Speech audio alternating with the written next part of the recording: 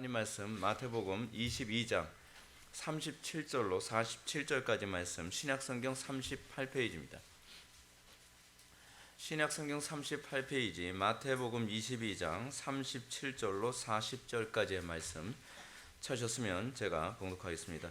예수께서 이르시되 내 마음을 다하고 목숨을 다하고 뜻을 다하여 주 너의 하나님을 사랑하라 하셨으니 이것이 크고 첫째 되는 계명이요 둘째도 그와 같으니 내 이웃을 내 자신같이 사랑하라 하셨으니 이 두 계명이 온 율법과 선지자의 강령이니라. 아멘. 이 시간은 하이델베르크 요리문답 오늘 십계명에 관하여 우리 34주일을 살펴보도록 하겠습니다.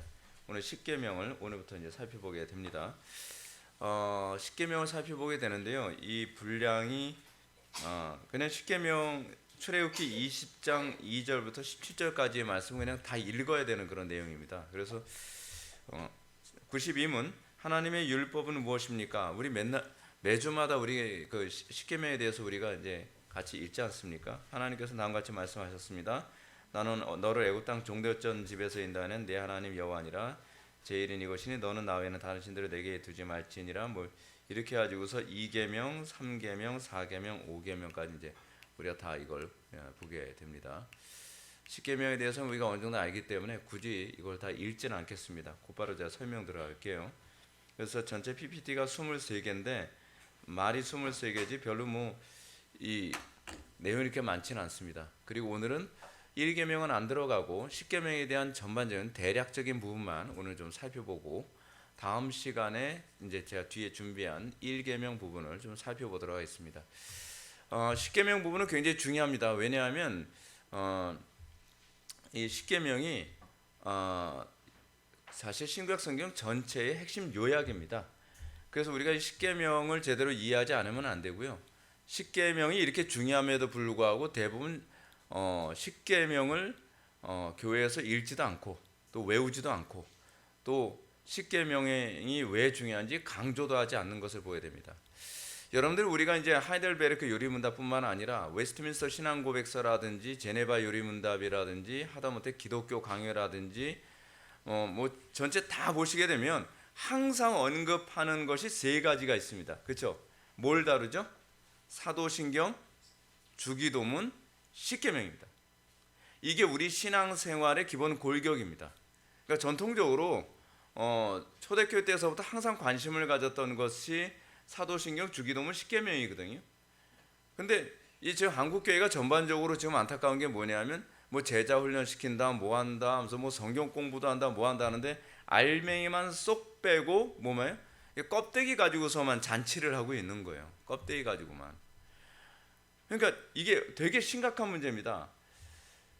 사도신경을 통해서 삼위일체 교리를 우리가 고백하잖아요. 우리 교회 성도들은 새신자로 등록하게 되면 기본적으로 사도신경 다 배워야 되죠, 그렇죠? 이건 사실은 기본입니다. 그리고 십계명은 뭐 우리가 수도 없이 뭐 신앙고백서 배울 때마다 또 배우고, 그리고 주기도문도 우리가 배우면서 기도를 배우게 되고 그렇게 되는 거죠.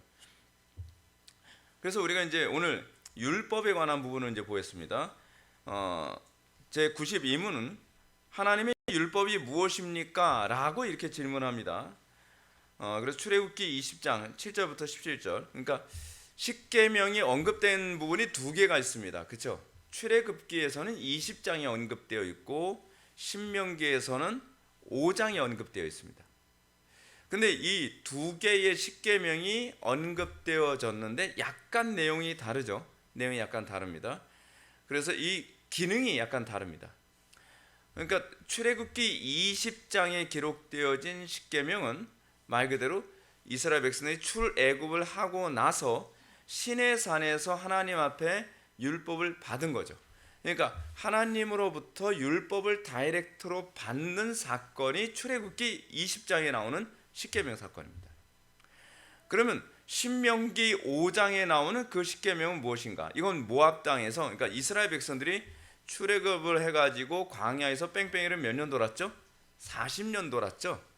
뺑뺑이 40년 돌고 한 세대가 거의 다 세상을 떠나고 난 다음에 그 다음 세대들이 가나안 땅에 들어가기 전에 거기를 우리 뭐라고 하냐면 모압 땅이라고 얘기합니다.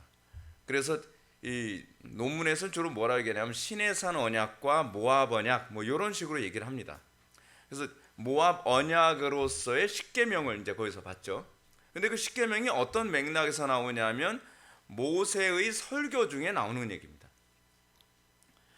그러면 이게 먼저 출애굽기 20장에 나오는 십계명에 관한 얘기를 먼저 합시다. 출애굽기 20장에 나오는 십계명은 뭐에 관한 얘기냐면 너희들이 하나님의 백성이라고 한다면 이것이 당연히 나와야 된다라고 하면 하나님과의 언약에 관한 얘기입니다. 그렇죠? 그러면서 뭐예요? 네가 이거 존중하니 이거 인정하니 하면서 시내산에서 하나님의 언약 백성으로서의 소위 조약을 하는 거죠. 조약을 맺는 겁니다. 이걸 언약이라고 얘기합니다. 그 언약이라고 하는 말이 히브리어로 베레트 카라트라고 얘기하거든요. 베레트 카라트라고 하는 말이 어디서 나온 얘기냐면 창세기 15장에 보게 되면 하나님께서 아브라함하고 언약을 맺을 때 하나님께서 아브라함에게 뭘 요구합니까? 짐승의 반을 다 쪼개도록 얘기하잖아요. 짐승의 반을 쪼개는 것, 이거 베리트, 이게 자른다라고 합니다. 자른다. 잘라서 약속을 언약을 맺는 겁니다. 이걸 우린 베리트 카나트 봉신조약이라고 얘기합니다. 봉신조약. 이게 무슨 얘기냐면 언약을 맺었는데 언약 안 지키면 이렇게 죽을 것을 각오해라. 그게 원래 옛날에 그 봉주 국가와 봉신 국가가 이렇게 언약을 맺을 때 맺는 방식을 하나님께서 사용하신 거예요. 사용하시는데 뭐예요?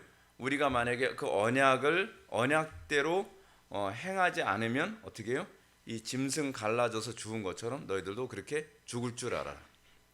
근데 문제는 뭐냐면 원래는 봉신조약을 하게 되면 그 봉주와 봉신 양쪽의 우두머리가 다 짐승 쪼개진 사이로 같이 가거든요. 그래서 한쪽이라도 언약을 어기면 한쪽은 이렇게 죽는 거예요. 근데 이 언약에서 아브라함은 그 사이로 지나가지 않고 그냥 하나님께서만 불로써 그 사이로 지나가시면서 언약을 맺어버려요. 왜냐하면 우리가 그 언약을 지킬 능력이 없거든요. 그렇잖아요. 그러다 보니까 하나님께서 일방적으로 그 짐승 갈라진 그 반으로 쪼개진 그 짐승 사이로 하나님께서 일방적으로 지나가심으로써 하나님께서 단독적으로 이 언약을 내가 성취시키고야 말겠다라고 하는 하나님의 의지를 보여주시죠. 근데 이 의지를 보여주시는데 그 의지가 어디서 성취되어지냐면 십자가에서 성취되는 거죠. 우리가 언약을 안 지켰잖아요. 우리가 언약을 안 지켰기 때문에 누가 대신 죽어주신 거예요? 예수님이. 예수님이 십자가에 못 박혀 돌아가신 그 사건은 봉신조약의 내용이 실행된 거예요. 그래서 우리가 이미 그 언약을 지키지 아니함으로 말미암아 우리가 사실은 죽어야 될 그 십자가에 예수님께서 매달려 죽으심으로 우리가 언약을 지키지 못한 것에 대한 대가를 예수님이 다 치르셨죠. 그래서 예수님께서 십자가상에서 다 이루었다라고 하면서 언약의 성취를 얘기하게 됩니다. 그래서 봉신조약의 그 언약이라는 게 뭐예요? 베리트 카라트, 잘라내는 것, 잘라내는 것. 이 베리트라고 하는 것이 잘라낸다라는 거예요. 굉장히 엄중하게 이렇게 언약을 합니다. 근데 언약을 하는데 이 십계명이 어디서 내려옵니까? 여러분 이게 굉장히 신기한 게 뭐냐면 이 십계명이 왜 중요한가, 얼마나 중요한가라고 하는 건 우린 그냥 10개의 뭐 명령이냐 뭐냐 이제 그런 내용이 아니라 하나님께서 직접 당신께서 목소리로 들려주신 거예요. 그러니까 이 십계명은 굉장히 좀 중요합니다. 시내산에서 이스라엘 백성들이 시내산 앞에다 모였더니 하나님께서 음성으로 십계명을 선포하셨어요. 여러분 첫 번째, 하나님께서 당신의 목소리를 그 백성들한테 전체 다 들리게 말씀하셨다는 것 자체부터가 구약성경 어디에서도 없는 사건이에요. 유일한 사건이에요. 근데 더 놀라운 사건이 뭐죠? 돌판이죠. 돌판을 모세가 만든 게 아니라 하나님께서 직접 쓰셨어요. 그렇죠? 여러분 이 정도라고 한다면 여러분 십계명이 무시될 만한 계명이 아니잖아요. 하나님께서 당신의 신적인 목소리를 들려주시고, 그래서 십계명 선포 이후에 이스라엘 백성들이 뭐라 하냐면 너무 두려워서 우리가 하나님의 음성을 직접 듣기에는 감당하지 못하겠나이다. 그래서 뭐라 그래요? 모세 보고 당신이 혼자서 올라가셔가지고 하나님의 말씀을 듣고 우리에게 얘기해 주소서라고 이렇게 합니다. 그래서 그 다음에 21장 이후에 모세가 직접 보따리 싸가지고 시내산 꼭다기까지 올라가서 하나님 만나가지고 하나님하고 대화를 나누는데, 그리고 나서 뭘 가지고 내려오죠? 2개의 돌판 가지고 내려오잖아요. 2개의 돌판. 제가 요번에 카도시 아카데미 이제 강의할 때도 이제 그 얘기 할 텐데요. 이 2개의 돌판이 엄청난 겁니다, 여러분. 이 세계관이요. 제가 그런 말씀을 드렸죠. 신앙생활은 2개의 돌판의 순서가 신앙생활을 결정한다 그랬죠. 제가 지난 주일 낮예배 때도 말씀드렸던 것처럼 제 첫 번째 돌판이 의미하는 바가 뭐예요? 윤리를 규정하는 거고, 그리고 두 번째 돌판 5계명부터 10번째 계명이 뭐예요? 도덕을 규정하는 거라 그랬죠. 근데 잘 보세요. 이걸 순서를 딱 바꾸잖아요. 순서를 바꾸면 어떤 문제가 발생하냐면 헬라 철학적 윤리관과 도덕관으로 바뀌어버려요. 그래서 여러분들 대부분 이 신관이 내가 가지고 있는 세계관에 의해서 신관을 결정하잖아요. 하나님은 어떤 하나님이 돼야 돼요? 나에게 행복을 보장해 주시는 하나님. 그러니까 이 에로스적 개념이 앞에 들어가서 내 감정이 더 중요한 것이고 내 만족이 중요한 것이고 사람들이 어떻게 보느냐 어떻게 느끼느냐가 더 중요한 걸 통해서 하나님은 이런 분이야 라는 거로 하나님의 신관이 바뀌어버려요. 그렇죠? 그러니까 헬라 철학적 개념으로 바뀌어버려요. 성경적 개념에서는 하나님은 이런 분이야 라고 하는 걸 1계명부터 4계명이 규정하죠. 내 앞에, 원래는 내 앞입니다. 다른 신들을 내게 있게 하지 말지니라. 나 외에 라고 이렇게 했는데요, 사실은 하나님 앞에 다른 신들을 같이 두지 말라는 계명이거든요. 그러니까 이 혼합신앙 허용 안 한다. 그리고 두 번째는 어떤 뭐예요? 위로 하늘에 있는 것이나 아래로 땅에 있는 것이나 땅 아래는 물속에 있는 것을 어떤 형상도 만들지 말며 그것들에게 절하지 말며 그것들을 섬기지 말라. 그렇죠? 이건 뭐예요? 하나님을 형상화하지 말라. 그리고 세 번째가 뭡니까? 안식일을 여호와의 이름을 망령되이 일컫지 말라. 네 번째가 안식일을 기억하여 거룩히 지키라. 이걸 기반으로 해가지고 뭐 하는 거예요? 이웃 사랑은 이 윤리를 기반으로 해서 이렇게 실천을 해야 되는 거죠. 그래서 여러분들 이런 경우 있잖아요. 1계명 어겨가면서 이웃사랑은 사랑이 아니에요. 그렇죠? 2계명 어겨가면서 이웃사랑하는 거 사랑 아니에요. 그리고 우리가 3계명 하나님의 이름을 모욕해가면서 그런 사람 있잖아요. 하나님 좀 어쩌고저쩌고 하면서 나라 사랑 애국 얘기하는 사람 있잖아요. 그건 애국이 아니에요. 이게 참된 사랑이냐 아니냐는 1, 2, 3계명에 3, 4계명에 얼마나 충실하냐. 여러분 제가 그래서 그런 거 있잖아요. 무슨 애국운동 한다 하면서 주일날 무슨 예배당 벼놓고 시위 나가고 그런 교회들 있잖아요. 주일 성수도 제대로 안 하면서. 그냥 너무 답이 클리어하게 나오지 않나요? 이게 해야 되는 건지 말아야 되는 건지. 근데 이런 부분에 대한 인식이 없는 거예요.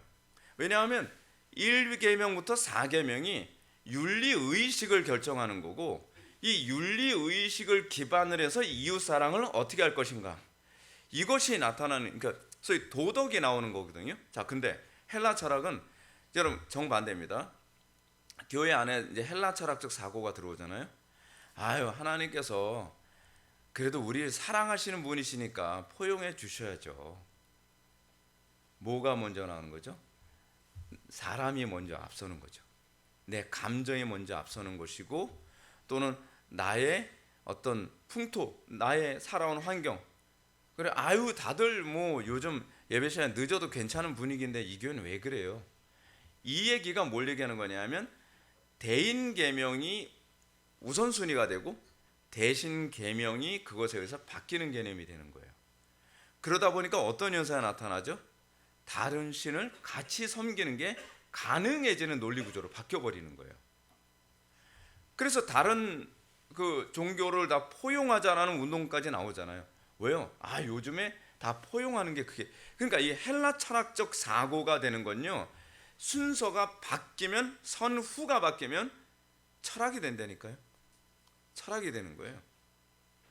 그러니까 우리가 이런 부분에서 얼마나 이 정신을 똑바로 차려야 되는지 모릅니다.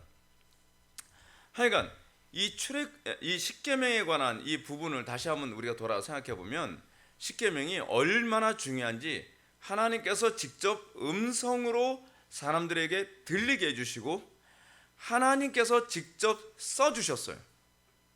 이 부분에 가서 제가 뒤에서 좀 더 신학적으로 얼마나 중요한지 제가 말씀드릴 텐데, 십계명을 무시하고서도 신앙이다라고 얘기한다면 성경을 정말 너무 몰라서 하는 소리예요. 여러분, 하나님께서 오죽 이게 중요하면 구약과 신약 전체에서도 사람들이 다 듣도록 그 목소리를 전 백성들에게 다 들리게 하신 적이 없잖아요. 그리고 예수님도 공생의 기한 동안에 육신이 있고 오셨어도 글씨를 남기지 않으셨어요. 그런데 하나님께서 직접 돌판에 글씨를 남기실 정도라고 한다면, 물론 그 십계명 돌판은 어디에 있는지 우리는 모르죠. 어디 있는지 모르지만 직접 쓰셨다고 한다는 것은 얼마나 십계명이 우리 신앙의 본질이고 중심에 있어야 되는지를 강조하고 있는 것 아니겠습니까? 그렇지 않아요? 자, 그래서 92문에서 우리가 관심을 가져야 할 부분은 하나님의 율법이 무엇인가 하는 것입니다. 우리는 오늘 율법이 무엇인지 살펴보는 시간을 갖도록 하겠습니다. 첫 번째, 이거 1번 다시 뺐어야 되는데, 율법은 다양한 방식으로 묘사됩니다. 첫 번째로 율법은 사랑으로 요약됩니다. 여러분, 우리가 율법을 사랑이라고 생각하나요? 여러분, 이게 참 그렇습니다. 이 헬라 종교와 기독교의 차이는 뭐냐면, 헬라 종교는요, 감정이 앞서고, 왜냐하면 에로스 사상이 기반이 되어 있으니까 감정과 느낌이나 쾌락이 따라와야 그것이 사랑이라고 생각을 하잖아요. 그렇죠? 그래서 어떻게 해요? 나쁜 짓도 되게 달콤하게 얘기하면 그게 선처럼 여겨지고 사랑처럼 여겨지잖아요. 그렇죠? 근데 율법은요, 뭐가 먼저 앞서냐 하면 옳고 그름이 먼저 앞서요. 옳고 그름이 앞서고 그 다음에 느낌이 따라오는 거예요. 헬라 철학은 느낌이 먼저고 느낌에 맞으면 옳고 그름이 따라온다고 생각하는 게. 에피큐리안들이라든지 퀴레네 학파들이 이제 그런 사람들이잖아요. 다 쾌락주의자들이잖아요. 쾌락주의자들. 퀴레네는 뭐 하냐면 육체적 쾌락이 있으면 그거 선이다. 선이 뭐가 결정해요? 쾌락이 결정해요. 근데 이것에 대한 부작용이 심하니까 정신적 사랑, 정신적 쾌락을 추구했던 사람들이 에피큐리안들이잖아요. 퀴레네는 육체적 쾌락을 얘기하고, 그러면서 정신적으로 평안함을 준다면 그게 선이다. 이게 되게 심각한 겁니다. 여러분, 근데 대부분 교인들이 어떤가요? 대부분 교인들, 내 느낌이 좋으면, 설교 들을 때 나한테 감동이 오면, 막 코끝이 찡해지고 오늘 뭐 눈물 몇 바가지 한번 쏟으면 오늘 설교 은혜 받았네, 뭐했네. 근데 이게 철학적 접근이라고 하는 걸 전혀 인식을 못해요. 성경은 진리를 규정하는 것에서부터 시작을 해요. 그리고 나서 거기에 그 말씀을 순종하게 되면 그 안에서 기쁨이 따라오고 평안이 따라오고 사랑이 따라오는 개념이에요. 완전히 정반대죠. 순서가 그렇게 중요합니다. 하여간 율법은 뭐예요? 그냥 한 단어로 얘기하면 사랑입니다. 두 번째, 율법은 하나님 사랑과 이웃 사랑으로 요약됩니다. 두 문장으로 나누면 뭐예요? 하나님 사랑, 이웃 사랑. 근데 하나님을 사랑하는데 어떻게 사랑해요? 그러니까 제가 여러분한테 이런 말씀을 드리는 거죠. 피상적이지 말라는 거예요. 신앙생활에서. 제가 은혜 받으면서 성경을 읽을 때 제가 굉장히 충격을 받았던 거예요. 왜냐하면 교회에서 거의 들어본 적이 없는데 성경은 그렇게 기록되어 있더라고요. 오늘 본문 말씀처럼 하나님을 어떻게 사랑하라고 가르쳤어요? 마음을 다하고 뜻을 다하고 목숨을 다하고 힘을 다해서 그 지혜를 다해서 주 너희 하나님을 사랑하라. 근데 왜 목사님들이 이걸 강조를 안 했죠? 저는 그 이해가 안 되더라고요. 아니 성경의 핵심이 이건데 율법의 대강령이라고 얘기하잖아요. 그럼 여러분 신앙 이 부분에 대해서 궁금하지 않나요? 저는 이 부분 보면서 그럼 하나님을 마음을 다해서 사랑하는 얘기가 뭘까? 이거 궁금하지 않나요? 그래서 하나님을 마음을 다해 사랑하라는 것에 대해서 좀 더 구체적으로 알고 싶더라고요. 그래서 여기도 뒤져보고 저기도 뒤져보고 뭐 주석도 뒤져보고 논문도 뒤져보고 진짜 자 그렇게 돼요 자꾸. 그렇잖아요. 아니, 왜냐하면 구체적으로 정확하게 알고 싶으니까. 도대체 하나님을 마음을 다해 사랑한다는 것이 뭔가? 아니 목숨을 다해서 사랑하는 그리고 그래서 뜻을 다해 사랑한다는 게 뭘 얘기하는가? 디아노이아. 그래서 정신, 영적 생명을 다해서 그 마인드, 의지 뭐 이걸 좀 더 정확하게 이해하고 싶은 거예요. 근데 대부분 이런 부분 읽으면서 그냥 피상 그렇지 뭐 마음을 다하고 목숨을 다하고 뜻을 다하고 뭐 어떤 부분에서는 지혜를 다해서. 근데 여러분 그건 신앙이 아닙니다. 제가 반티레 표현 제가 말씀드렸잖아요. 인간의 타락이 가져다 준 결과 중에 가장 그 치명적인 부분이 뭐라고요? 모든 게 다 추상화되어지는 거예요. 피상화되어지는 거예요. 하나님 사랑하는데 구체적이지가 않아요. 피상적인 거예요. 진짜 하나님을 여러분 사랑한다고 하면 우리가 항상 뭐로 나타나야 되죠? 구체적인 걸 원하잖아요. 내가 하나님을 사랑한다고 하면 마음을 다한다는 게 뭘까? 뜻을 다한다는 게 뭘까? 목숨을 다한다는 게 뭘까? 지혜를 다한다는 게 뭘까? 그런 거죠. 율법은요 사랑이에요. 율법은 사랑. 근데 어떤 사랑이에요? 하나님을 마음과 뜻과 힘과 지혜와 생명을 다해서 사랑하는 것이고, 둘째는 뭐예요? 이웃을 내 몸처럼 사랑. 이웃을 내 몸처럼 사랑하래. 아니 이웃을 내 몸처럼 사랑하게 되냐고요. 사랑하게. 그럼 내 몸처럼 사랑한다는 것이 무엇일까? 내 몸처럼 사랑한다는 것에도 여러분 질문을 던져야 될 게 아니에요. 내 몸처럼 내가 먹고 싶은 거 저 사람도 먹고 싶겠지. 나는 사탕 좋아하는데 당뇨병 환자한테 너도 이거 먹고 싶겠다. 먹어라. 나 당뇨병인데 나 사랑하니까 너 먹어야 돼. 이건 사랑이 아니잖아요. 그렇죠? 내가 막 게임하고 싶어요. 근데 내가 게임하고 싶다고 해서 내가 게임을 좋아하니까 쟤도 게임 중독자 만들어야지. 그게 사랑은 아니잖아요. 근데 여러분 우리가 내 몸처럼 사랑하라 라고 하는 이 부분에 관해서 지난주일 난예배 때 설교 들으면서 여러분들 답이 나왔잖아요. 이웃이 누구라고요? 같은 신앙 고백을 하는 공동체 안에 있는 지체들. 그렇죠? 그것이 로마서나 그렇지 않으면 요한 1서에서 얘기하는 이웃을 규정하는 개념들이죠. 실제로 여러분들 유대인들은 같은 신앙의 공동체 안에 있는 사람들 다 이웃이었거든요. 이 이웃에 관한 문제는 사실은 예수님의 그 비유에서도 예수님과 유대인과의 논쟁에서도 그런 얘기했잖아요. 바리새인들이 예수님 보고 뭐라고 했죠? 누가 우리의 이웃입니까? 그 질문 얘기하잖아요. 그렇죠? 근데 예수님은 뭐라고 말씀하시죠? 네가 이웃이 되라 라고 하는 말씀으로 그 질문을 뒤집죠. 그렇죠? 근데 중요한 건 이거죠.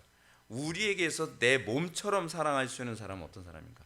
그리스도를 머리로 삼은 사람들. 그렇죠? 그리스도를 머리로 삼아서 우리가 하나의 몸이 됐다고 한다면, 그러니까 여러분들 이제 제가 주일 낮예배 설교를 계속적으로 진행해 나갈 때 여러분들 느끼시겠지만 우리는 어쩌면 성경을 이렇게 정반대로 이해하면 살아가는지 모릅니다. 성경은 형제를 사랑하는 사람이 어떻게 다른 사람을 사랑할 수 있느냐 그렇게 얘기하고 있잖아요. 여러분 좀 웃기는 게 뭔지 아십니까? 한국교회가요, 교회 안에 있는 공동체 지체들을 사랑하지 않으면서 교회 밖에는 영혼 불쌍하지 않냐라고 얘기를 해요. 저는 그게 교회 다니면서는 이해가 안 됐던 부분이에요. 아니 한 영혼이 천하보다 귀중하다고 말씀하시는 목사님들이 왜 정작 교회 울타리 안에 들어온 영혼들의 실족에 관해서는 신경을 안 쓰실까? 예수님께서 말씀하셨잖아요. 한 영혼을 실족시키는 것을 어떻게 해야 된다고요? 연자맷돌 목에 메고 바다에 빠뜨리는 것이 나으니라라고 얘기를 하는데, 교회 공동체 안에 있는 지체들, 이미 이 교회 울타리 안에 또는 이 양 울타리 안에 들어온 양들을 먹이는 데 관심이 없고, 정작 자기 양들은 영양실조에다가 늑대나 이리한테 물어뜯기고 있지 않은 온갖 위험에 노출되어 있고, 그리고 수많은 어려움 가운데 있는데 그리고 또 지쳐 있는데, 그렇죠? 끊임없이 양들에게 뭘 얘기해요? 밖에 나와서 다른 양들 계속적으로 전도해서 데려오라는 거예요. 아니, 지금 정작 울타리 안에 있는 양들이 죽게 생겼다니까요.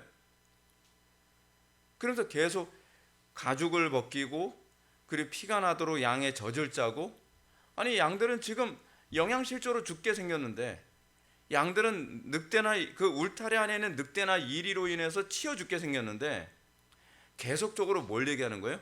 울타리 밖에 있는 다른 양들을 전도해서 계속 들여오려는 거예요. 들여오는데 정작 들여오면 관리를 안 해요. 들여온 다음에 그 다음 뭐 해야 돼요? 책임을 져야 될 게 아니에요. 울타리 안에 데리고 들어와서 그 다음서부터 굶어 죽이려고 데리고 들어오는 건 아니잖아요. 근데 울타리 안에 들어오면 다 일단은 영양실조로 죽을 각오는 해야 돼요. 아오지야요, 완전히. 이렇게 만들면 어떻게 해요? 근데 성경이 가르치면 어떠냐면, 공동체 안의 지체들끼리 서로 사랑하고 진리 안에서 한 몸을 이루면 자동적으로 너희가 서로 사랑하면 저들이 우리를 보고 너희가 나의 제자인 줄 알리라. 그죠?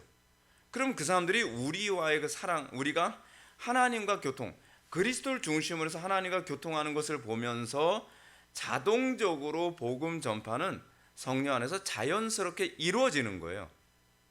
그러니까 우리 여러분들 보면 그렇잖아요. 전도하는 거 되게 부담스럽잖아요. 전도하는 게 왜 부담스럽습니까? 자연스럽지 않기 때문에 그렇습니다. 근데 우리가 공동체 안에 서로 사랑하고 진리 안에서 온전히 거하면서 이 공동체 안이 단단한 하나의 사랑의 공동체가 되잖아요. 그럼 안 믿는 사람들에게 복음을 전하는 것도 의무가 아니라 내가 행복해서, 내가 그 안에 충만함 때문에 전하지 않고서는 견딜 수가 없어 자연스럽게 일어나는 결과가 전도예요. 그런데 공동체 안에서 지치고, 공동체 안에서 영양실조고, 예배 가운데 하나님의 임재도 모르겠고 계속 전도만 해야 되는 책임감, 그러니까 모든 것이 사랑에서 출발해야 되는데 사랑은 없어져 버리고 오히려 교회 밖에 있는 영혼들에 대한 사랑만 강요하고 있는 거죠. 모순이 되게 심하잖아요. 그러니까 우리가 얼마나 성경적인 관점을 우리에게 가르치지 않고 성경과 정반대되는 방식으로 가고 있는 걸 알 수 있죠. 이웃사랑은요, 1차적으로는 지체들 사랑입니다. 형제 사랑입니다. 그럴 때 한 몸처럼 사랑하라, 내 몸처럼 사랑하라. 머리를 같이 하는 공동체이기 때문에 내 몸처럼 사랑하라 라고 하는 말이 자연스럽게 논리적으로 납득되어져 가는 거죠. 그렇죠? 그리고 율법 하게 되면 대부분 유대인들은요, 모세 오경을 얘기합니다. 모세 오경. 그러니까 유대인들에게 율법 하게 되면은 유대인들은 다양하게 생각하죠. 1차적으로 머리에 딱 떠올리는 게 뭐예요? 십계명. 또 율법 하면 또 머리에 떠올리는 게 뭐예요?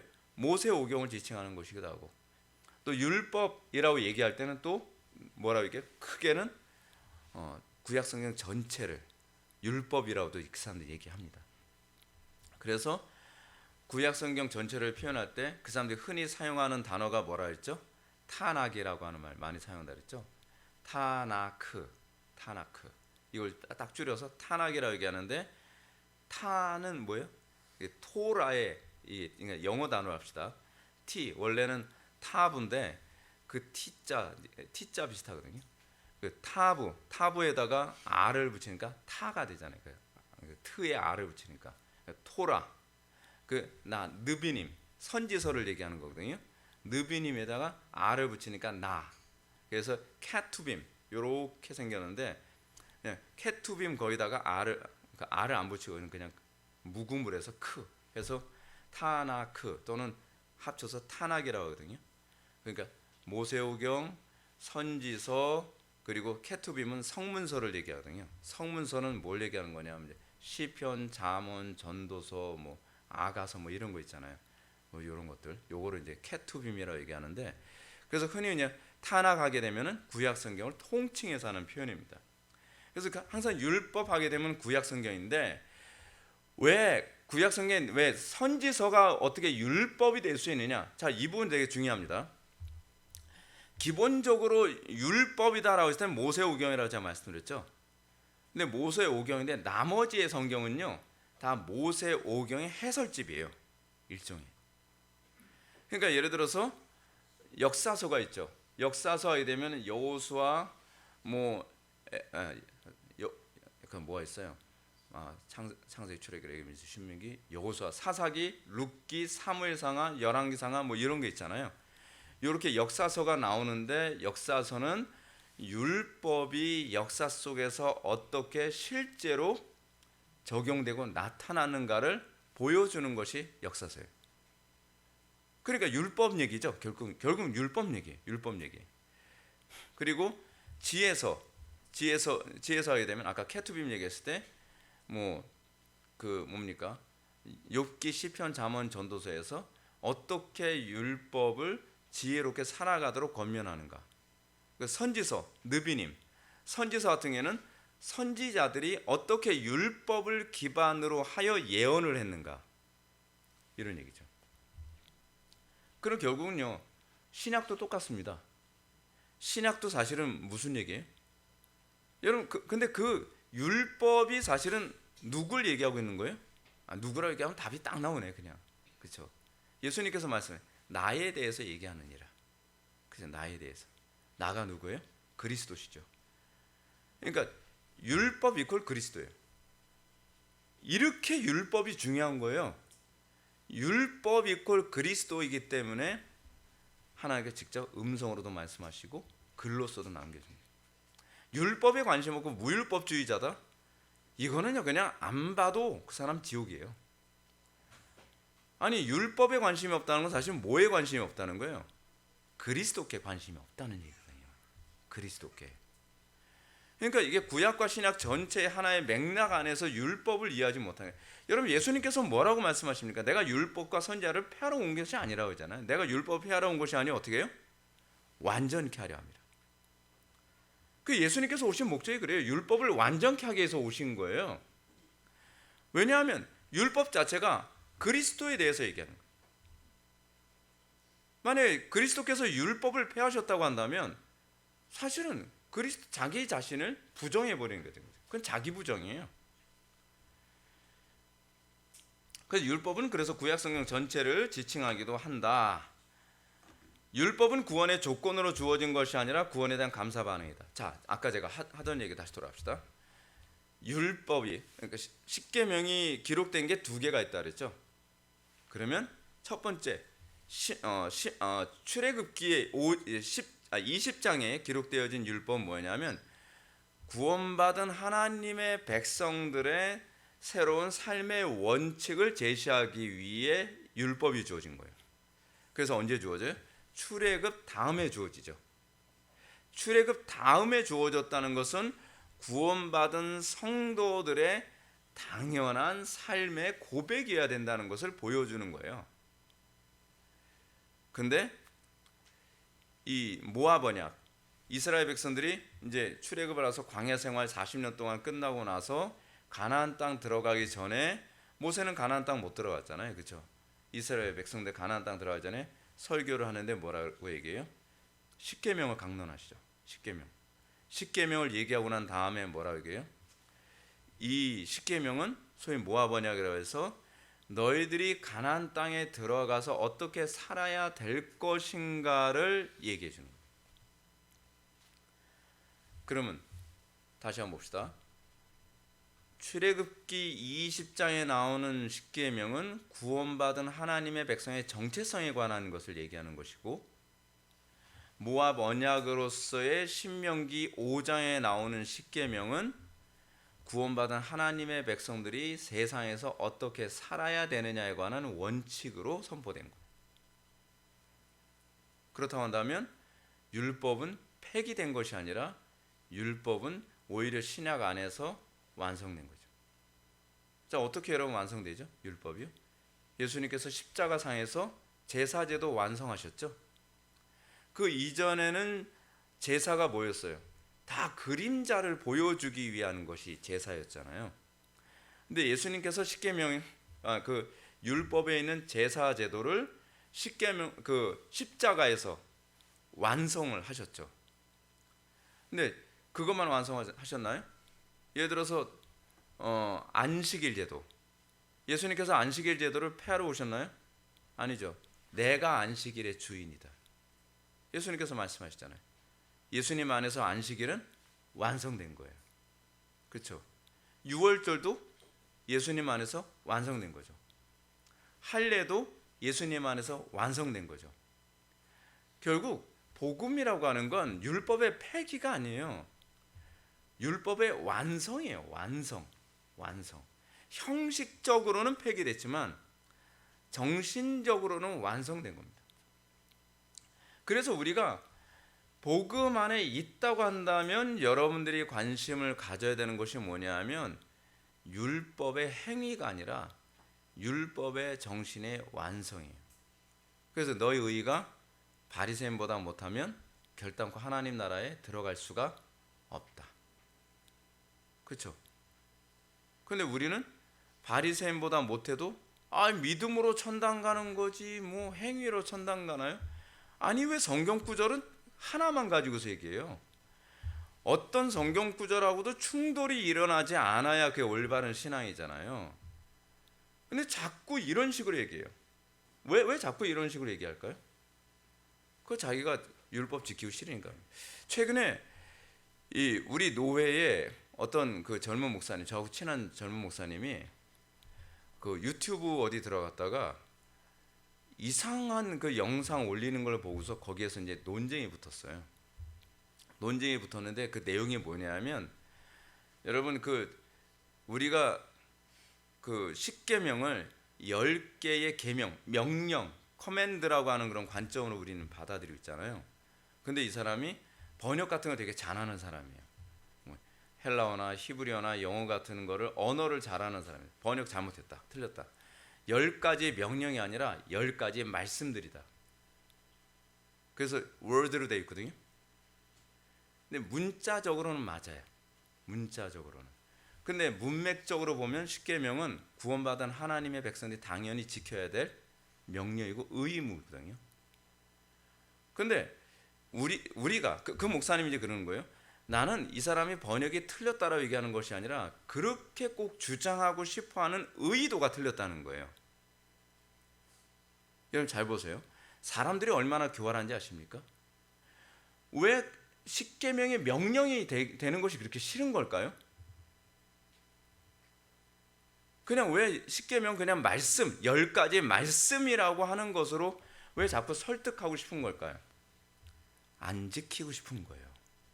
안 지키고 싶은 거죠.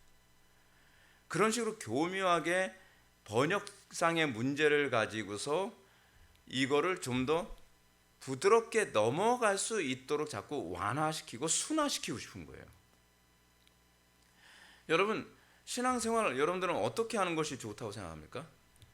더 온전하게 하려고 하는 것이 신앙생활 아닌가요? 그게 올바른 신앙생활 아니에요? 근데 자꾸요, 정확하게 신앙생활하는 것보다 좀 더 순화시켜서 쉽게 편하게 가는 쪽으로 가요. 그거 왜 그럴까요? 율법의 정신이 완성이라고 하는 것을 인식을 못해서 그래요. 복음 안에서. 그래서 율법은요, 구원받은 자의 여부를 확인하는 시금석이 됩니다. 진리 안에서 자유롭게 된 사람, 여러분 진리가 여러분들 자유롭게 한다, 이런 그 말씀 이해하죠. 저는 이런 부분에 대해서 질문을 하는 거죠. 진리를 알지니 진리가 너희를 자유롭게 하리라. 그 뭔 소리야? 왜 우리는 이런 부분에서 질문을 안 하죠? 진리가 나를 자유롭게 한다는 게 도대체 구체적으로 뭐야? 그럼 진리가 여러분들을 자유롭게 하나요? 자유롭게 했으면 내가 자유로워진 게 있어야 되잖아요. 자유롭게 되는. 자, 저는 이 실제적인 효력에 관해서 말씀드리는 겁니다. 효력에 관해서 얘기하면 너무 뭐 실용주의자다 뭐 이렇게 얘기하는데 그렇지 않아요. 성경은요 실제적 효력을 염두에 두고 기록된 거거든요.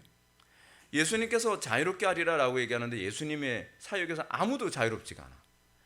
그럼 누가 예수님을 따라가 있습니까? 그렇잖아요. 예수님의 사역을 통해서 많은 사람들이 자유롭게 됐잖아요. 실제로요. 단편의 예를 한번 들어봅시다. 여러분 성경에 나오는 인물 중에서 어떤 사람은 이 문둥병에 걸린 사람이 있습니다. 문둥병에 걸렸는데 예수님께서 문둥병을 치료해 주셨어요. 치료해 주심으로써 그 사람 문둥병자가 뭐로부터 자유롭게 되죠?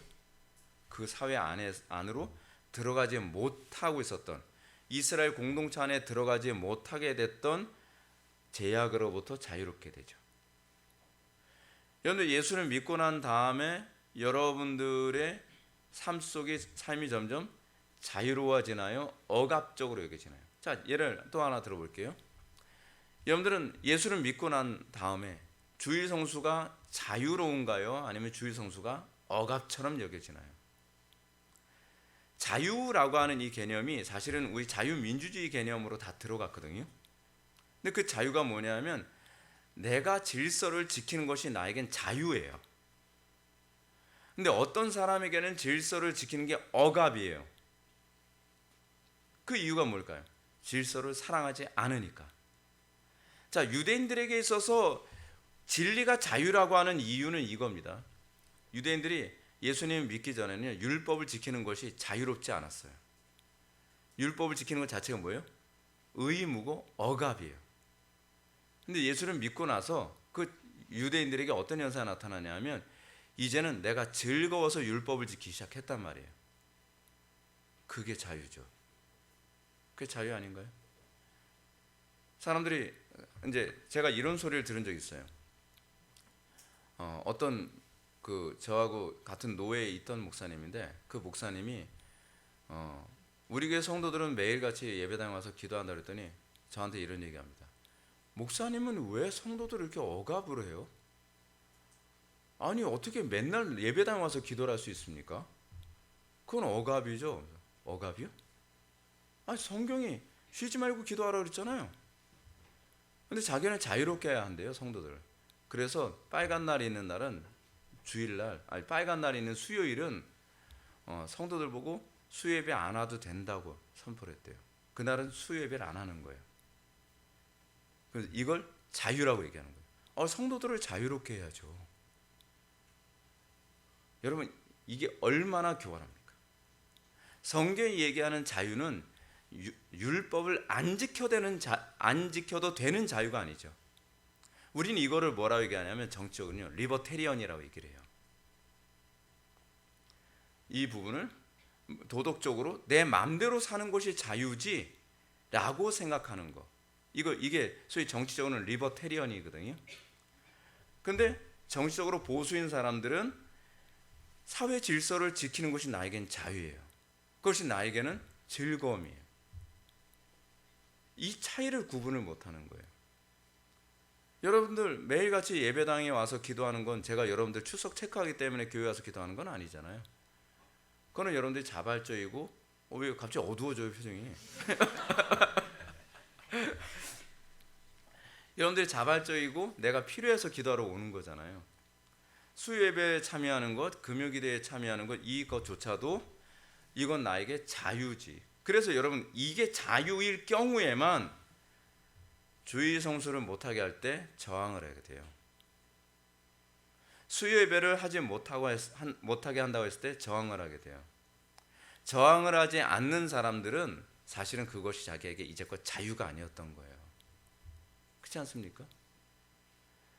즉 대한민국 안에서도 이런 거 굉장히 많이 나타납니다. 대한민국 안에서도 내가 자유민주주의 체제 안에서 법대로 사는 것이 기쁘다고 하는 사람들은 대한민국의 체제를 지키기 위해서 투쟁하는 것이 그게 자유지만 어떤 사람은 내가 그거에서 내가 왜 싸워야 되냐고 생각을 해요. 왜냐하면 난 노예로 사는 게 좋으니까. 지금 사람들 우려하고 있는 게 뭔지 아십니까? 현 정권이 만약에 무너지고 나면 진짜 우려하는 게 뭐냐면 국민들이 예전처럼 스스로 노력해서 소득을 채우려고 하는 사람들이 얼마나 될까에 대한 걱정이에요. 상당수의 사람들이 정부가 배급해서 주는 것에 대해서 이미 길들여지고 있는 사람들이 너무 많고 그것에 중독된 사람들이 너무 많다는 거예요. 노예로 사는 것이 좋다는 거예요.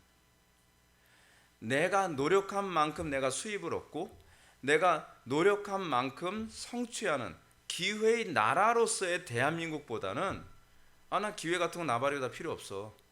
나는 정부가 내가 배고플 때 돈을 주고 배급해 주고 나는 그거에 매여서 살고 싶어 하는 노예의 삶. 잘 보세요. 여기서 자유와 노예됨의 기준이 나오죠.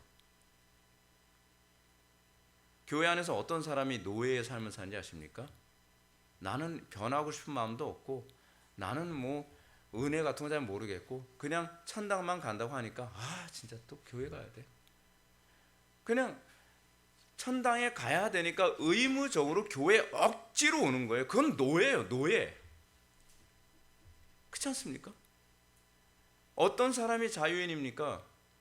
내가 오고 싶어서 오는 사람이 자유인입니다. 공부도 그렇잖아요. 공부도 공부해라 라고 해서 공부하는 아이들은 노예예요, 노예. 근데 공부하라 라고 얘기하지 않아도 내가 공부가 즐겁고 내가 공부를 당연히 해야만 한다고 하는 분명한 목표의식이 있는 애들 같은 건 어떻게 해요? 그 공부하는 행위 자체가 자유로운 거죠. 여러분, 근데 그게 없으면 자유민주주의 체제는 안 됩니다. 그러니까 인간이 노예로 사는 것, 옛날에 뭐 노예의 길 뭐 그런 책까지 나올 정도로 인간은 본성적으로요 죄의 노예로 살기 때문에 자유민주주의 체제를 자발적으로 추구하려 들질 않아요. 그래서 복음이 들어가야만 자유민주주의 체제가 돼요. 우리나라 보십시오. 기독교가 붕괴되어지니까 전혀 어떻게 됩니까? 정부가 주는 돈을 가지고서 노예로 살아가는 것, 노력하지 않고 그냥 노예처럼 살아가는 걸 그거를 삶이라고 생각을 하잖아요. 큰일이죠. 그래서 제가 지금 고민하는 게 그겁니다. 내가 해야 될 일이 무엇인가에 관해서 제가 이제 최근에 답이 딱 나왔습니다. 그것이 뭐냐면 복음으로 통해서 대한민국 사람들이 소위 진리 안에서의 자유함을 누리도록 만드는 사역을 내가 해야 되겠구나. 그것이 내가 해야 될 일이구나라고 하는 걸 요즘 제가 많이 느껴요. 그건 정치가들이 해줄 수가 없어요.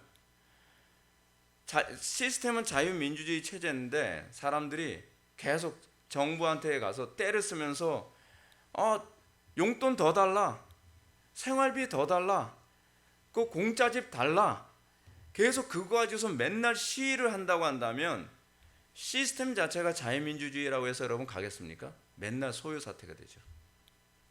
최근에도 여러분 장애인들 보면은 장애인 복지 더해달라고 시민들 발목 잡은 거 여러분 아시죠? 기차 전철이 움직이지 못하도록 문을 못 닫게 만들어요. 휠체어 가지고 딱 그 전철 문을 닫지 못하게 딱 방해를 하고 있는 거예요. 그래서 사람들이 당신 때문에 지금 전철에 못 가고 있지 않니? 좀 제발 들어가라. 뭐가 문제인데? 난 지금 들어가 있어. 그러면서 박박 우기는 거예요. 시청 가서 시위를 하는 것이 아니라 국민들을 볼모로 잡아가지고 우리한테 생활지원금 더 달라. 그럼 나라가 어떻게 되죠? 폭삭 망하는 거예요. 그 사람들은 자유인이 아닙니다. 그 사람들은 돈의 노예고 그리고 시스템의 노예입니다. 그거를 뭐가 바꿔요? 복음만 바꿀 수 있어요. 복음만. 이게 내가 해야 될 사명이구나. 이게 내가 가야 될 길이구나. 자, 그러니까 율법은 하나님께서 친히 자필로 돌판에 새겨주신 계약서의 서명입니다. 여러분, 왜 율법은 하나님께서 직접 손으로 쓰셨을까요? 그건 서명이기 때문에 그렇습니다. 여러분, 우리 그렇잖아요. 계약서를 다 컴퓨터로 다 타이핑하고 나서 계약서는 누구 손으로 썼느냐는 중요하지 않습니다. 그렇죠? 그러고 난 다음에 중요한 건 뭐예요? 거기다가 이름 쓰는 곳에 내가 손으로 써야 그게 법적 효력이 있는 거잖아요. 아무도 위조할 수 없게. 하나님께서도 이 율법은 내가 직접 너희하고 언약을 맺기 위해 수여한 거야 라고 하는 것을 보여주기 위해서 10개의 계명만은 직접 손으로 다 쓰신 거예요. 결국 뭐예요? 서명이죠. 자필 서명이에요. 누구도 위조할 수 없다라는 것이죠. 다시 말해서 신자에게 있어서 세상은요, 신자의 삶은 세상이 위조해낼 수가 없어요. 흉내낼 수가 없어요. 여러분, 그리스도인의 삶이 위선적인 연기로 흉내낼 수 있다면 그거는요 가짜 신앙입니다. 자, 단편에 예를 들어서 제가 여기 삭개오를 제가 예를 들었는데, 삭개오의 여러분 신앙 고백은 믿음이 없어도 흉내 낼 수가 없는 신앙 고백을 합니다. 그렇죠? 어떻게 해요? 여러분, 이게 누가복음 18장에 나오는 거잖아요. 삭개오가 19장인가? 자, 헷갈리네. 19장. 18장에는 누가 나오죠? 부자 청년 얘기가 나오죠. 뭐 한 끗 차이니까 뭐 틀려도 여러분 알아서 성경 보세요. 부자 청년의 문제가 뭡니까? 내가 율법 다 지켰다라고 해야죠. 율법을 다 지키는 건요 거듭나지 않아도 지킬 수 있어요. 율법을 다 지키는 건요 믿음이 없어도 지킬 수 있다는 얘기예요. 그러니까 예수님께서 그런 거죠. 제가 영생을 얻기 위해서 율법 다 지켰습니다 라고 얘기하니까 예수님께서 뭐라고 했어요? 네가 온전하고자 할진대 내 재물을 다 팔아 이웃과 나누고 너는 나를 따르라. 아, 그건 못하겠는데요. 근심하며 집으로 돌아가죠. 그 다음 장에 언급된 사람이 누구입니까? 삭개오가 등장하잖아요. 삭개오는 돈독이 올라가지고 민족을 배신하더라도 난 돈만 벌면 그만이다라고 생각하는 사람 아닙니까? 근데 그가 예수님을 영접하고 나서 뭐라고 고백하죠? 내 재산의 반을 팔아서 이웃과 나누고 남에게 토색한 것이 있으면 4배로 갚겠나이다. 이건요 하나님께서 그 마음에 신비에 사인을 한 심령이에요. 그런 삶의 태도는요 연기를 할 수가 없어요. 흉내를 낼 수가 없단 말이에요. 사람은 할 수 없고 하나님만 할 수 있는 신앙의 태도를 보이는 거죠. 그것만이 참신앙이라는 거예요. 자, 그래서 우리가 한번 이거 좀 보십시오. 성경에 보면 고린도 후서 3장 3절에 보게 되면은 사도 바울이 고린도 교회를 향해서 뭐라고 얘기하냐면 너희들은 내가 하나님께서 친히 너희들 마음에 쓴 편지다라고 얘기를 하고 있습니다. 그리고 갈라디아서 예레미야서 31장 33절에서도 뭐라고 얘기하냐면 이전에는 그 십계명을 돌판에 새겼지만 이제는 새 언약의 시대에는 그 십계명을 어디다 새겨요? 마음에 새기는. 여러분들 십계명이 여러분들 마음판에 새겨졌습니까? 십계명이 마음판에 새겨진 사건을 그거 뭐죠? 신명기 30장 6절에서는 뭐라고 얘기하냐면 마음의 할례라고 이렇게 설명하고 있어요. 마음의 할례. 마음의 할례가 뭐예요? 모세가 얘기하죠. 마음을 다하고 뜻을 다해서 주 너의 하나님을 사랑하라 할지니 이것이 마음의 할례다라고 얘기하고 있거든요. 그러면 그 마음의 할례는 뭡니까? 하나님께서 직접 우리의 마음에 율법을 적어준 사건이에요. 우리의 마음에. 그러니까 여러분 돌판에만 하나님께서 직접 율법을 적은 것인 것이 아니라 우리의 마음판에도 예레미야서에서 뭐라고 해요? 하나님께서 직접 내 마음판에 율법을 적으신 사건이라는 거예요. 그거 뭐로 알 수 있어요? 사람들이 흉내낼 수 없는 삶, 그리스도의 영광에 참여한 삶. 여러분들 예수 믿고 나서 사람들이 여러분들 변했다라는 얘기가 지속적으로 나옵니까? 그냥 뭐 술, 담배 끊는 정도는요 사실은 철학을 믿어도 그렇게 됩니다. 철학을 공부해도. 의지가 강한 사람도 그 정도는 합니다. 그렇잖아요? 주의 성수 열심히 하는 거예요? 그거는 위선자들도 다 할 수 있어요. 근데 우리가 진짜 주님을 사랑하는데 마음을 다해서 사랑하고 힘을 다해서 사랑하고 의지를 다해서 사랑하고 지혜를 짜내가면서 사랑하는 그것은요 진짜 하나님을 인격적으로 실체로 경험한 사람에게만 나올 수 있는 거죠. 그 율법이 뭐냐? 율법의 또 다른 것은 뭐냐면 하나님의 이름입니다. 율법은요. 율법이 하나님의 이름이라고 하는 것이 되게 중요한데, 여러분 이스라엘 백성들 특히 이제 역사서에 보게 되면 이스라엘 백성들이 여호와 앞에서 절을 하였다, 여호와 앞에서 범죄하였다, 뭐 이런 표현이 많이 나오거든요. 아니 하나님께 앞이 있고 뒤가 있습니까? 근데 여호와 앞에서 범죄하였나이다, 여호와 앞에서 우리가 뛰놀았나이다, 이 얘기는 무슨 얘기냐면 법궤 앞을 얘기하는 거예요. 법궤 앞. 그럼 법궤가 왜 여호와로 이게 규정이 될까요? 그 안에 율법이 있기 때문에 그렇습니다. 율법. 자, 여러분들 그거 아시죠? 그 사람들이 율법 뚜껑 열면, 그 법궤 뚜껑 열면 돼요, 안 돼요? 안 되죠. 법궤 뚜껑 열고서 안에 뭐인지 들여다봤다가는 즉사한다 그러잖아요. 이거하고 똑같은 말이 무슨 얘기냐면 우리가 하나님을 대면하면 죽는다는 말하고 똑같은 얘기예요. 그렇죠? 하나님을 대면하게 됐을 때 죽잖아요. 근데 법궤를 열어서 그 안을 들여다보면 죽는데요. 왜요? 십계명이 하나님의 이름이기 때문에 그래요. 하나님의 영광이에요. 십계명이. 십계명은요 나쁜 게 아니에요. 십계명은 의무가 아니에요. 십계명은요 여호와의 이름이라고 규정이 되는 거예요.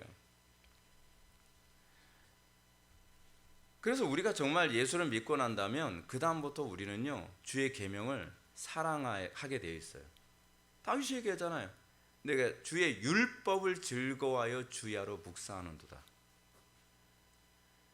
예수를 믿고 난 다음에 우리에게서 나타난 것이 뭐냐면 주의 계명이 즐거워져야 돼요.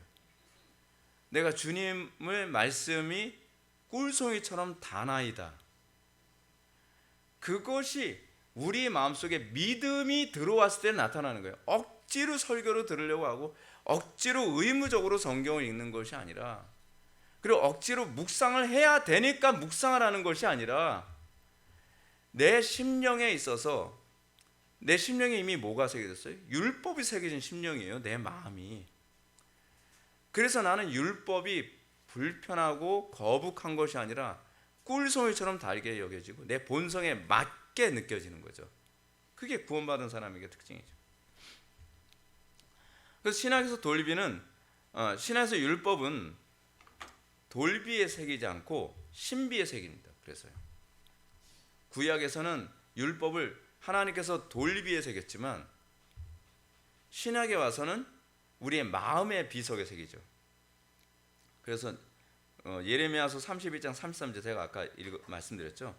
그러나 그날 후에 내가 이스라엘 집과 맺을 언약을 이루하니 곧 내가 나의 법을 그들 속에 두며 그들의 마음에 기록하여. 어디에 기록해요? 율법을요? 마음에. 마음이라는 얘기는 본성에 기록한다는 얘기예요. 율법이 우리에겐 의무처럼 여겨지지 않을 거라는 겁니다. 나는 그들의 하나님이 되고 그들은 내 백성이 될 것이라 여호와의 말씀이라. 누가 하나님의 자녀라는 거예요? 율법이 내 본성에 기록된 사람.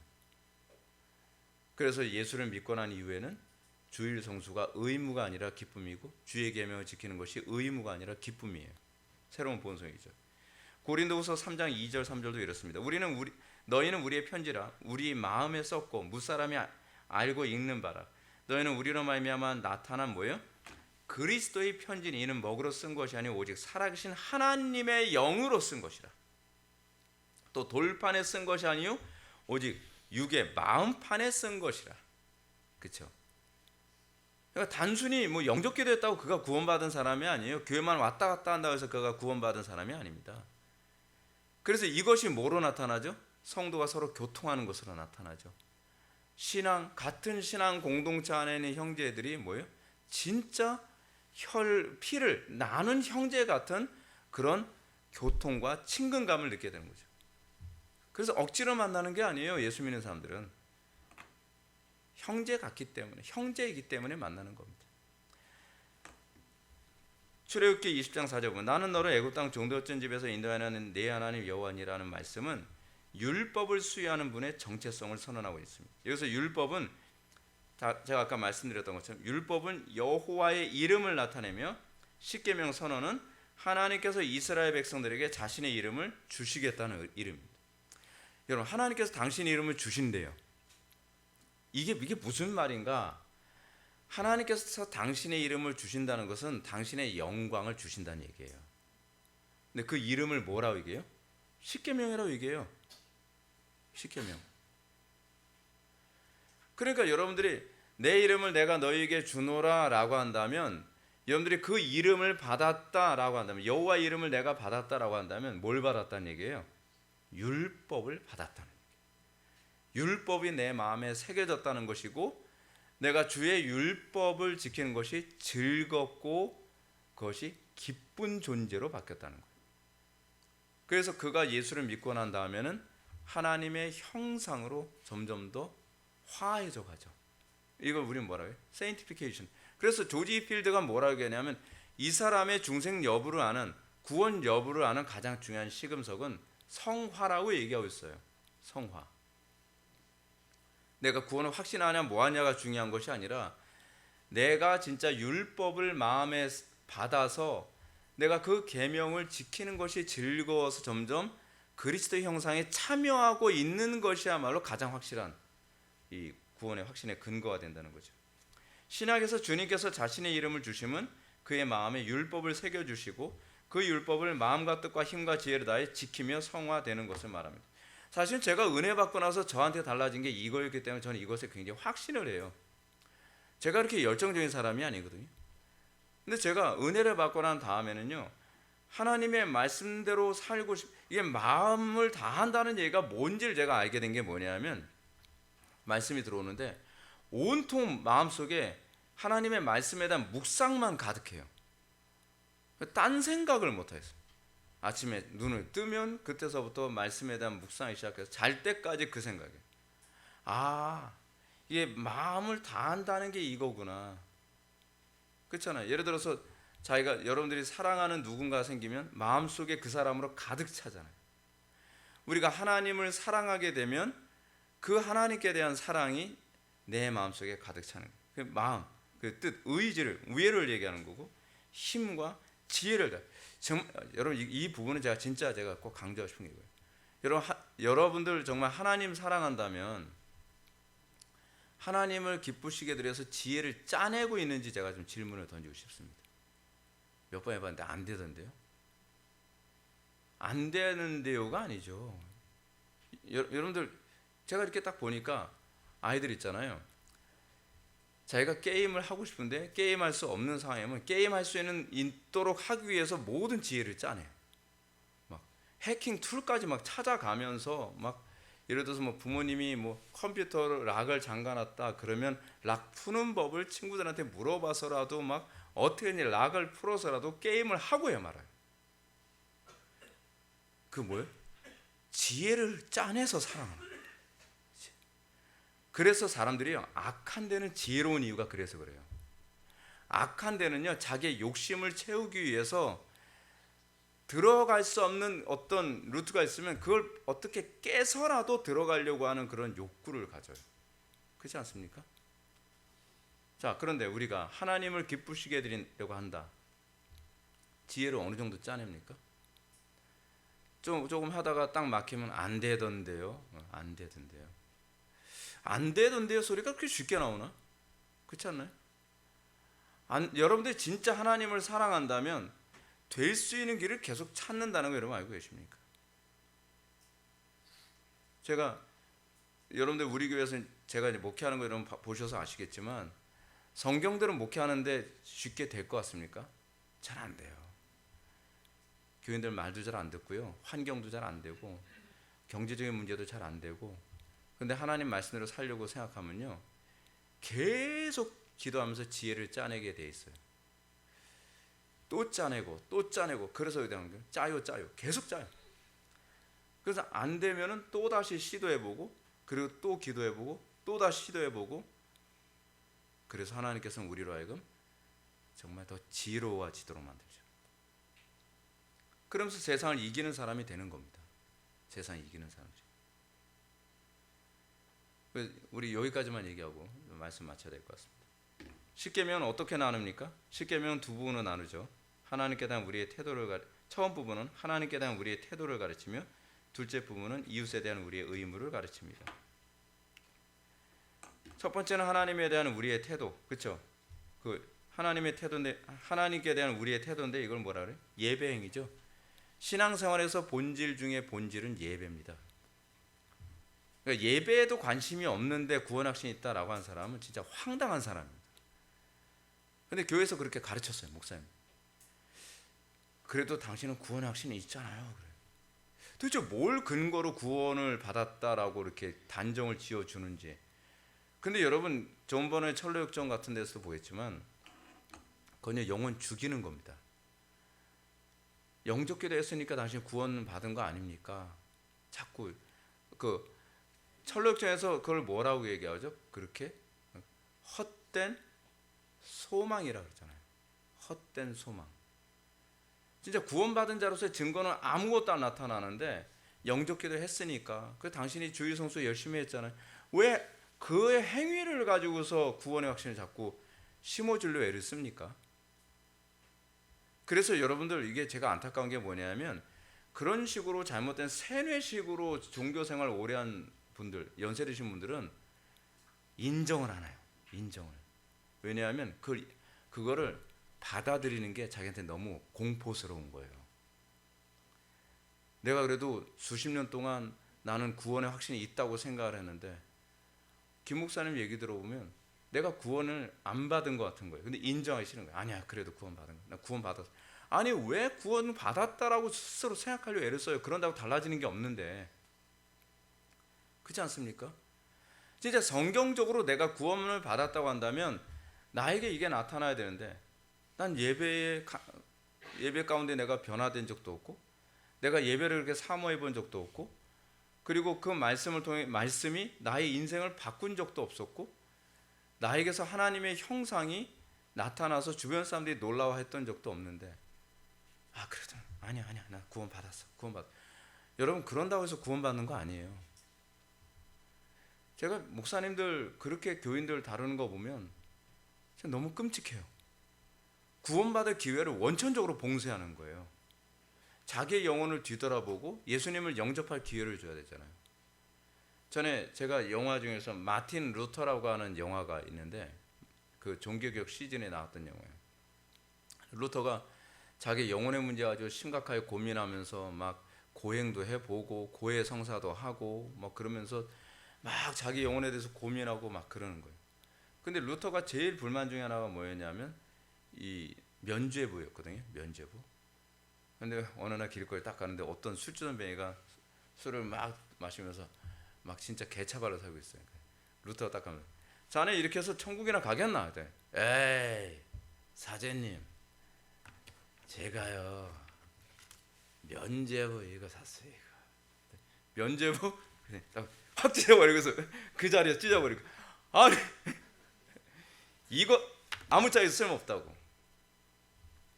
문제는 그놈의 면죄부 때문에 자기 자신의 구원의 문제에 대해서 점검을 안 하려고 드는 거예요. 이 면죄부가 나를 보장해 준다는 거예요. 면죄부가. 그놈의 영적 기도가 내 구원을 보장해 준다고 믿으니까 나에게 구원받은 자로서의 표징이 하나도 나타나지 않고 성화도 나타난 적 없고 난 예배도 개차발이고 예배에 대해서 관심도 없고 하나님이 어떤 분인지 알고 싶지도 않고 성경에 대해서 알고 싶지도 않은데 뭐예요? 내가 영적 기도했다는 거예요. 영적 기도. 면죄부는 돈이라도 주죠. 영적 기도는요 이게 사악한 게 돈도 안 들어요. 여러분 그것 때문에 얼마나 많은 사람들이 지옥으로 대량으로 가고 있는지 아십니까? 그러면서 뭐라고 해요? 한 영혼이 천하보다 귀중한데 빨리 나서 전도할 생각 안 하고 뭐하냐고. 한 영혼은 천하보다 귀중히 여긴다는 양반이 성도들의 영혼의 문제를 그렇게 심상히 다룹니까?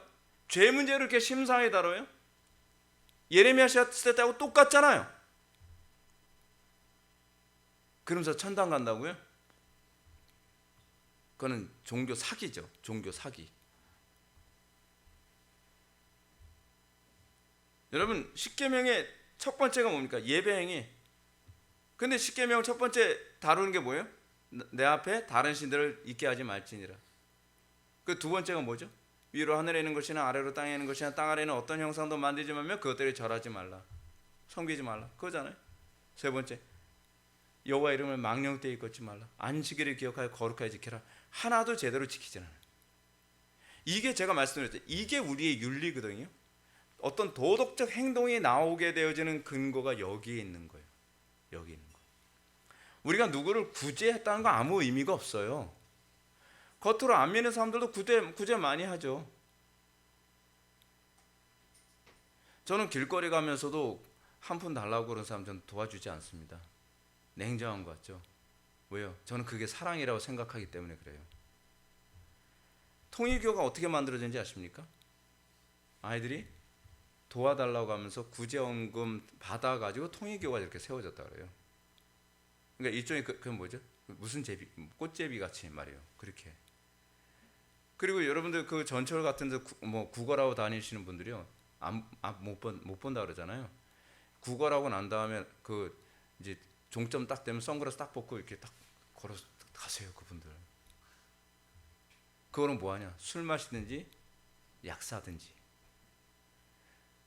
얄팍한 동정심이 사랑이 아니라니까요.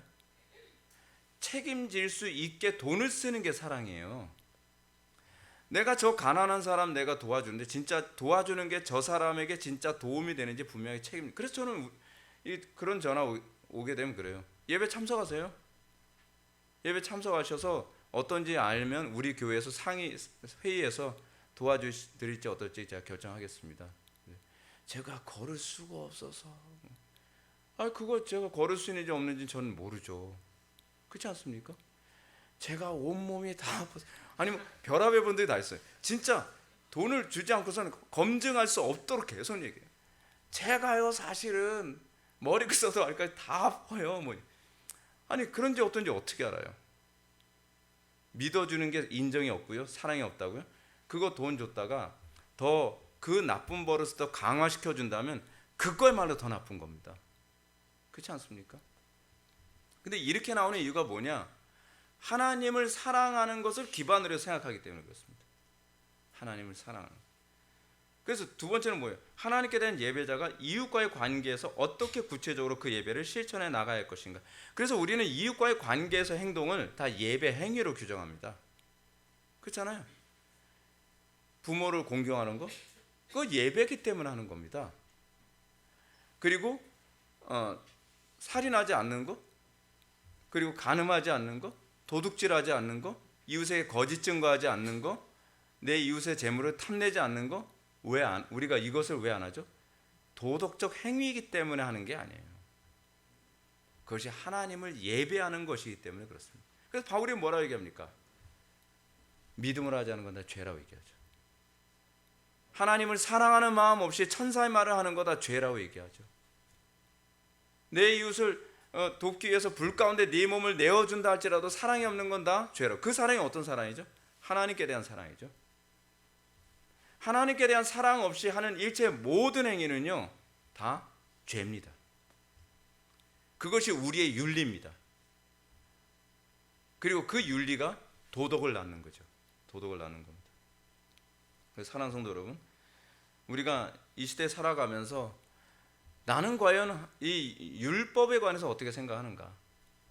사실 공교롭게도 지난 주일날에도 율법의 이중계명에 관한 얘기를 했는데 참 신기하죠. 우리가 신앙생활에 있어서 율법이 중심입니다. 사람들이 저보고 이제 어떤 분은 율법주의자로 얘기하는데 율법주의자 아니고요. 저는 율법을 추구하는 사람입니다. 왜? 율법은 그리스도이기 때문에. 그리고 율법은 사랑이기 때문에. 하나님 사랑, 이웃 사랑이기 때문에. 우리가 이 율법에 대한 분명한 인식을 가지고 신앙생활을 할 때에 거기서 정말 하나님의 영광이 나타나는 걸 믿으시기 바랍니다. 하나님의 영광 나타내자 우리가 이걸 사는 것이지 도덕적이자고 우리가 이렇게 사는 건 아닙니다. 그래서 우리가 삶의 매 순간순간마다 무엇이 하나님을 기쁘시게 드리고 무엇이 하나님을 영화롭게 하는 것인가를 지혜를 짜내면서 고민할 수 있었으면 좋겠습니다. 지혜를 짜내면서 기도하시겠습니다. 사랑이 많으신 하나님, 하나님께서 우리에게 율법을 주신 것은 단순히 우리의 구원 받고 안 받고에 관한 문제가 아니라 이 율법을 통해서 하나님의 이름이 드러나고 하나님의 영광이 나타나기를 원하시기 때문에 우리에게 율법을 주신 줄 믿습니다. 하나님께서 우리에게 율법을 주시고 당신의 이름을 주셔서 우리의 삶 속에서 아버지의 이름이 드러나기를 원하는 줄 믿습니다. 우리가 항상 아버지의 이름이 드러나고 아버지의 영광이 드러나는 데에 우리의 모든 관심과 우리의 마음을 쏟게 하사 우리 어디 가든지 하나님을 영화롭게 하게 하여 주옵소서. 예수님의 거룩하신 이름으로 기도올려옵나이다. 아멘.